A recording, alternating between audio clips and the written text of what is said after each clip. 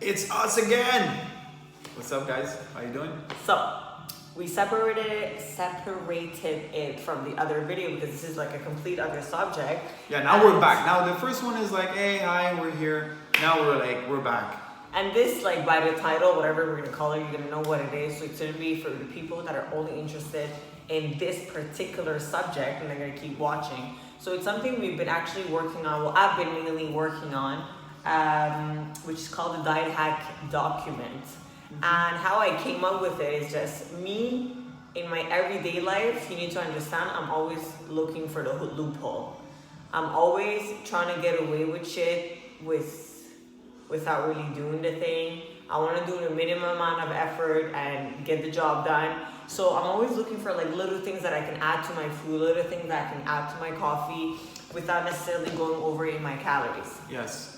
And me, as a professional, working with you guys, constantly asking me if you can have this, if you can have that, if you can squeeze that in, your food doesn't taste good, you're having craving, having these things. And a lot of times, guys, if we had all this information gathered in one document, you could go and pick something from there. it could save lives. It could save lives, or it could save weight loss, it could save pounds.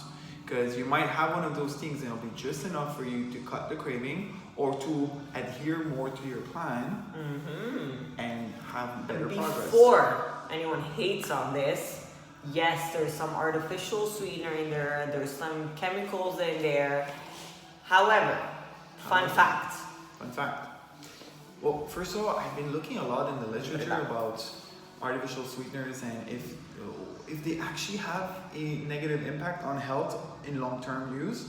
It's really hard to find thorough information and really clear-cut evidence that using aspartame, even a small dose every day over a long course of time, will have negative impact on either health, insulin sensitivity, or gut health. But you know what has been proven? Yeah, what to is have long-term- undeniable? You know what has been proven to be undeniably having damaging impact on your health? Being overweight. Okay? So if you are in a weight loss journey and you're having a very hard time adhering to your plan, it's undeniable that if the use of a little bit of artificial sweetener, which is sucralose or sugar alcohol or aspartame, if it's or freaking natural all it stevia, takes to get you through the day and get you to stick to your meal plan and lose the you're weight, losing the weight, you're bro, fine. you You're gotta fine. do it. We know what a toxic dose is, and it's something in the ballpark of like 30 cans of Diet Pepsi. Nobody drinks that, or if they do, well, you have another problem that you need to deal with in the first place. But having one can of Diet Pepsi, or having a bit of Crystal Light in your water, or stevia in your coffee, if that's what it takes for you to just not break and stay in that caloric deficit that clearly you need to be in to lose the weight, well, we're all succeeding over here. And, we're all winning. and you don't have to like eat these things on a daily. Sometimes it's just to satisfy. You don't even craving. have to eat them. You know, but I it's get just phases. I get phases like I had a phase. I was drinking a little can of Pepsi once or twice a day. Those diet small Pepsi, and I was vibing on this, and I was super happy, and everything was fine. I never had issues. And then lately, I just haven't been thinking about it. Like me, on the other hand, this is something I consume on a daily. Like I have my fat-free Kraft cheese.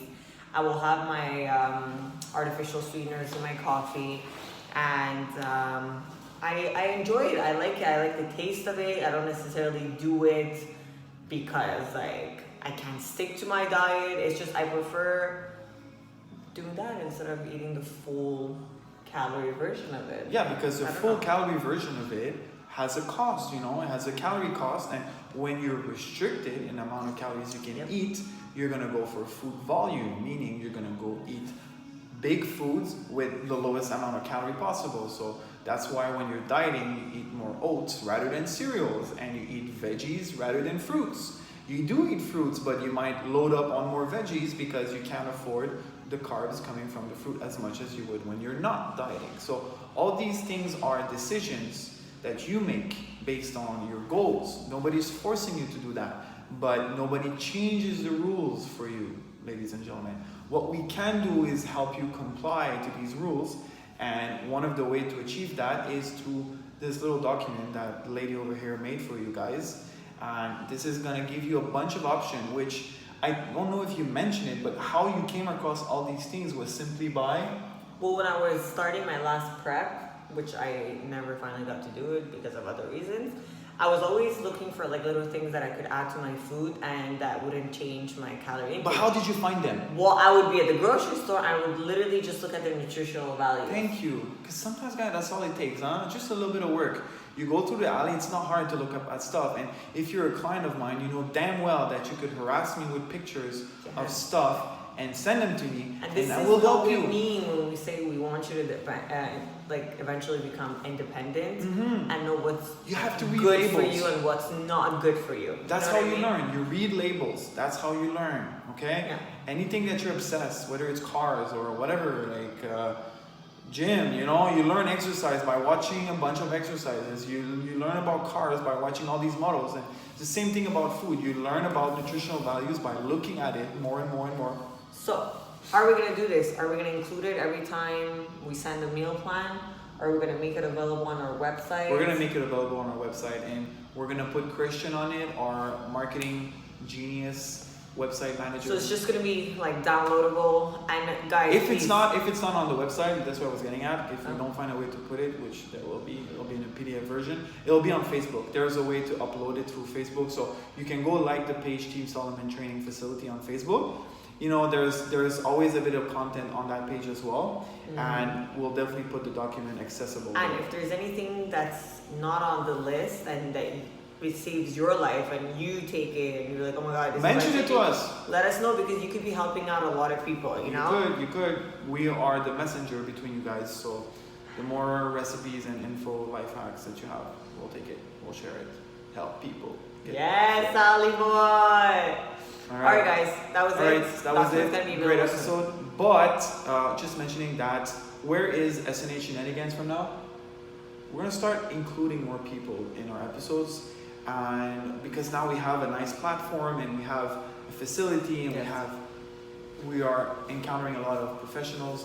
We're gonna start interviewing different professionals who work in the same field as us of fitness. So I'm really looking forward to have an episode with Helen, the athletic therapist that we're gonna have at our place as well. And I have nutritionists and young entrepreneurs, clothing line. If you have any questions, guys, it's gonna be fun. His way. If you have people who would like to come on our platform, that would be awesome too. Feel free to contact us. Perfect. Peace. Documents gonna be available. Bye.